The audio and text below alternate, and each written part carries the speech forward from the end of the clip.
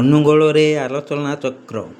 ଉତ୍କଳ ଦିବସର ଶୁଭ ଅବସରରେ ଏକ ଆଲୋଚନା ଚକ୍ର ଅନୁଗୋଳ ସହର ନିକଟସ୍ଥ ଖଲାରି ଗ୍ରାମର ମୁକ୍ତ ଲେଖକ, ସାମ୍ବାଦିକ, ସମାଜସେବକ ଅଜୟ ଭାଇଙ୍କ ବାସଗୃହ ସଂଲଗ୍ନ କାର୍ଯ୍ୟାଳୟଠାରେ ଅନୁଷ୍ଠିତ ହୋଇଯାଇଛି। ଏହି ଆଲୋଚନା ଚକ୍ରରେ ଅନୁଗୋଳ ସହର ଏବଂ ସହର ନିକଟବର୍ତ୍ତୀ ଗ୍ରାମାଞ୍ଚଳର ସ୍ୱେଚ୍ଛାସେବୀ ଭାଇ ଭଉଣୀଗଣ ଅଂଶଗ୍ରହଣ କରିଥିଲେ। ଅଜୟ ଭାଇଙ୍କ ଦ୍ୱାରା ଆୟୋଜିତ ଏହି ଆଲୋଚନା ଚକ୍ରର ବିଷୟ ଥିଲା ବ୍ୟକ୍ତି, ପରିବାର ଏବଂ ସମାଜର ଅତୀତ, ବର୍ତ୍ତମାନ ଏବଂ ଭବିଷ୍ୟତ।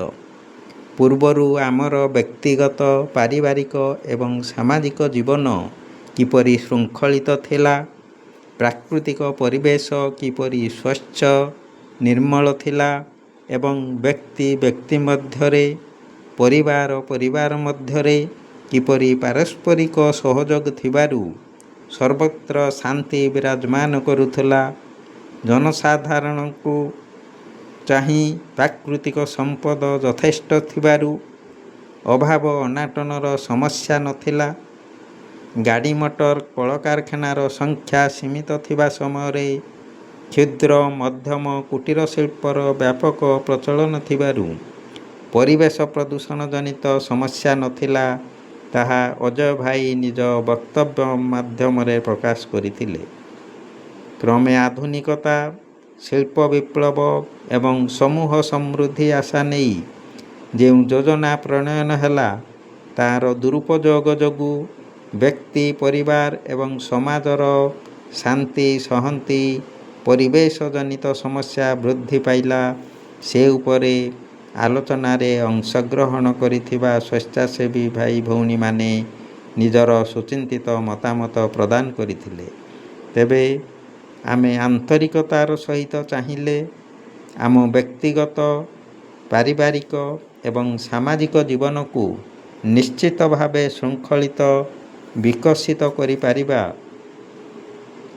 ଏଥିପାଇଁ ଆମକୁ ନିଜର ବଦଭ୍ୟାସ, ସ୍ୱାର୍ଥପର ମନୋବୃତ୍ତି ତ୍ୟାଗ କରି ଜଣେ ସଚ୍ଚା ମଣିଷ ହେବାକୁ ପଡ଼ିବ।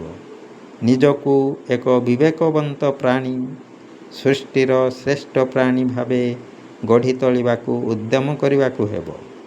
ନିଜର ବିକାଶ, କଲ୍ୟାଣ ସହିତ ନିଜ ପରିବାର, ସମାଜ, ପ୍ରାଣୀ, ପ୍ରକୃତିର ବିକାଶ ଏବଂ କଲ୍ୟାଣ ପ୍ରତି ଧ୍ୟାନ ଦେବାକୁ ହେବ। ଏହା ଫଳରେ ଆମ ବ୍ୟକ୍ତିଗତ, ପାରିବାରିକ ଏବଂ ସାମାଜିକ ଜୀବନର ସୁରକ୍ଷା, ବିକାଶ ସମ୍ଭବ ହୋଇପାରିବ ବୋଲି ସମସ୍ତ ଅଂଶଗ୍ରହଣକାରୀମାନେ ମତ ଦେଇଥିଲେ। ଏହି ଆଲୋଚନା ଚକ୍ରରେ ବ୍ରହ୍ମଜ୍ୟୋତି ମିଶ୍ର, ପରଶୁରାମ ଦାସ, ମୁରଲୀଧର ମୂଳିଆ, ସନତ ନଳିନ ରାୟ, ମନୋରମା ଭଉଣୀ, ଅଞ୍ଜଳି ଭଉଣୀ, ଅନିତା ଭଉଣୀ, ସିଲି ଭଉଣୀ ପ୍ରମୁଖ ଅଂଶଗ୍ରହଣ କରି ନିଜସ୍ୱ ମତ ଦେଇଥିଲେ। ଶେଷରେ ଅଜୟ ଭାଇ ସମସ୍ତ ଅଂଶଗ୍ରହଣକାରୀଙ୍କୁ ସେମାନଙ୍କର ସହଯୋଗ ନିମନ୍ତେ ଧନ୍ୟବାଦ ପ୍ରଦାନ କରିବା ସହିତ ପ୍ରତ୍ୟେକ ମାସ 1 ତାରିଖରେ ଏପରି ଆଲୋଚନା ଚକ୍ରର ଆୟୋଜନ ସମୟରେ ଉପସ୍ଥିତ ରହି ନିଜର ସୁଚିନ୍ତିତ ମତାମତ ଦେବାକୁ ଅନୁରୋଧ କରିଥିଲେ।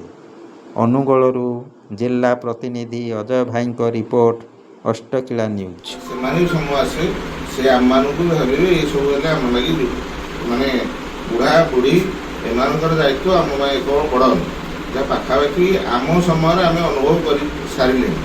ଯଦି ଆମେ ଏହା ନ କରିବା, ବୃଦ୍ଧାଶ୍ରମ ଆହୁରି ବଢ଼ି ବଢ଼ି ଚାଲିବ।